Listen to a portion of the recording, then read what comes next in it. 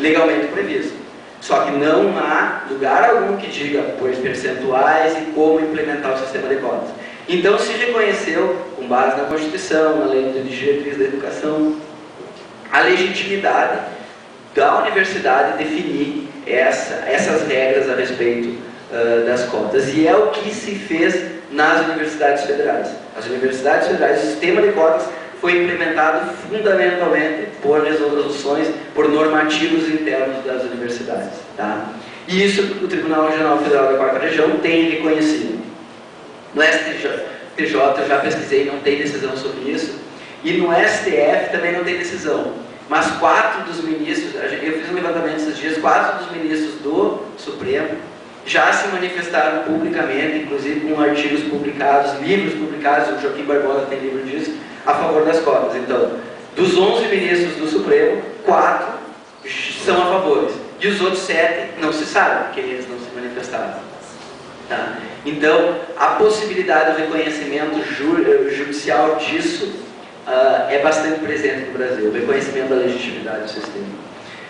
Teve um caso, acho que quase 2 semanas, e o problema está bem à tona, que foi a Corte Especial do Tribunal de Justiça do Rio de Janeiro, cassou o sistema de cotas na universidade, de todas as universidades estaduais. Né?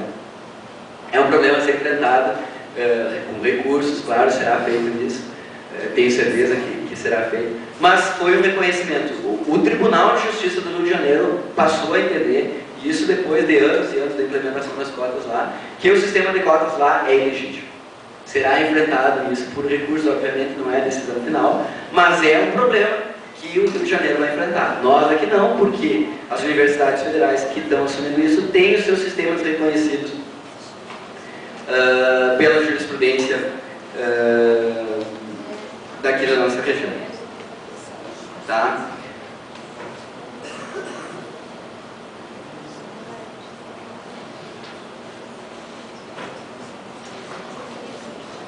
Fundamentalmente, o que eu tinha para expor para vocês é essa ideia que o Ministério Público Federal está presente nessa questão.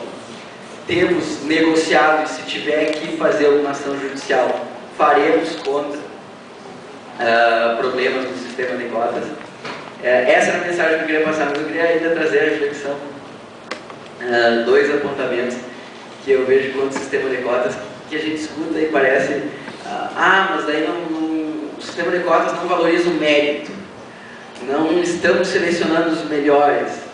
E daí eu me lembro quando eu sou fruto da classe média, meu pai me deu condições para eu poder frequentar os melhores colégios e o melhor cursinho universitário.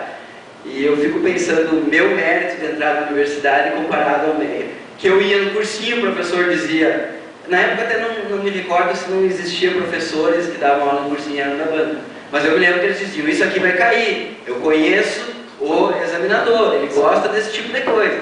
Será que eu, que tive todo esse privilégio, tive mais mérito do que aquela pessoa que teve que estudar por conta própria, com as dificuldades inerentes ao sistema público? Entende? O mérito, aliás, o mérito, a igualdade foi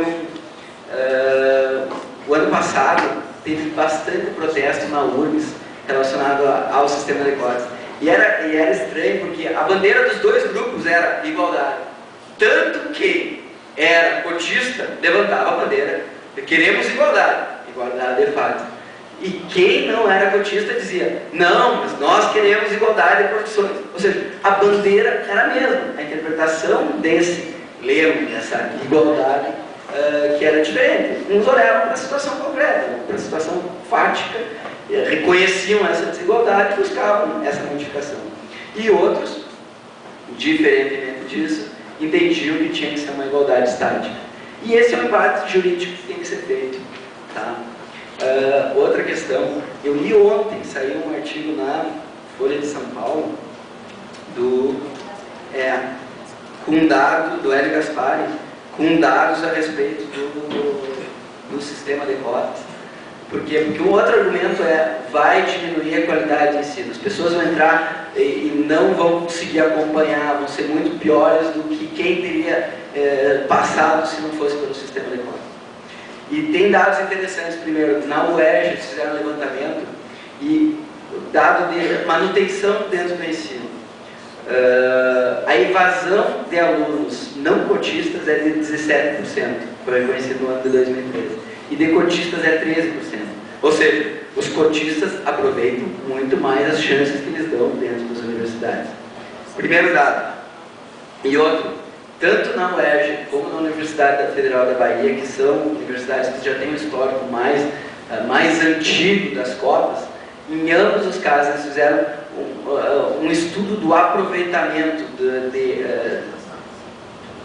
de como melhora quanto do que esteja a qualidade do ensino. E os níveis de reprovação de quem não era cotista são, nos dois casos, superiores aos níveis de reprovação de quem é cotista. Ou seja, o argumento de que quem é cotista vai entrar com menos capacidade, também, pelo menos essas pesquisas, demonstram que não são válidos. E por fim, eu queria ainda ressaltar um aspecto que eu acho interessante, é assim, a sociedade tem reconhecido o sistema de cotas como legítimo, tem reconhecido esse direito. Agora, existe uma responsabilidade por trás disso. No momento que a sociedade como um todo reconhece esse direito e possibilita que pessoas de classes minoritárias venham exercer esse direito, ela indiretamente está passando uma mensagem.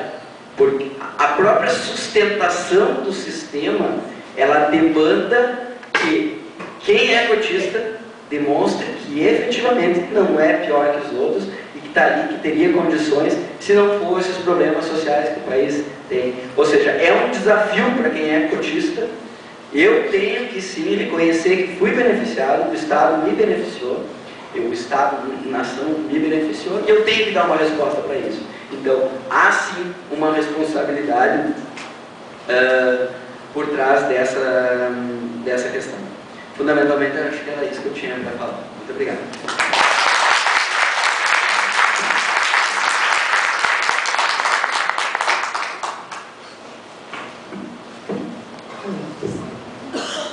Bem, muito obrigada, doutor Rafael. Ambas as explanações foram claras, simples, mas que nos tocam profundamente nos seus aspectos diferenciados, nos aspectos diferenciados com que foram abordados.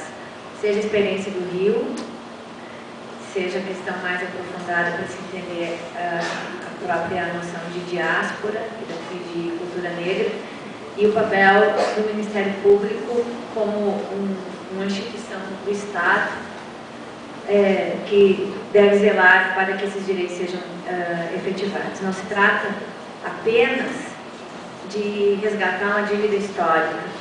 Acho que a gente precisa mudar o discurso. A gente precisa pensar no futuro.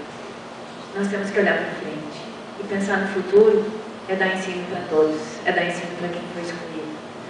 Nós precisamos pensar no futuro para que nos postos do mundo do trabalho, em um futuro médio e longo, nós tenhamos todo tipo de pessoa e de ser humano. E não mais só os brancos, os postos estratégicos de exercício de poder público ou privado no mundo. Eu digo no mundo porque a professora Magali tem razão. Esse é um problema global. Ele não é um problema local. Em alguns lugares, ele é mais acentuado. Mas ele é um problema global. E a gente tem que pensar em termos globais. Então, muito obrigada. Queria abrir para perguntas. Pois não.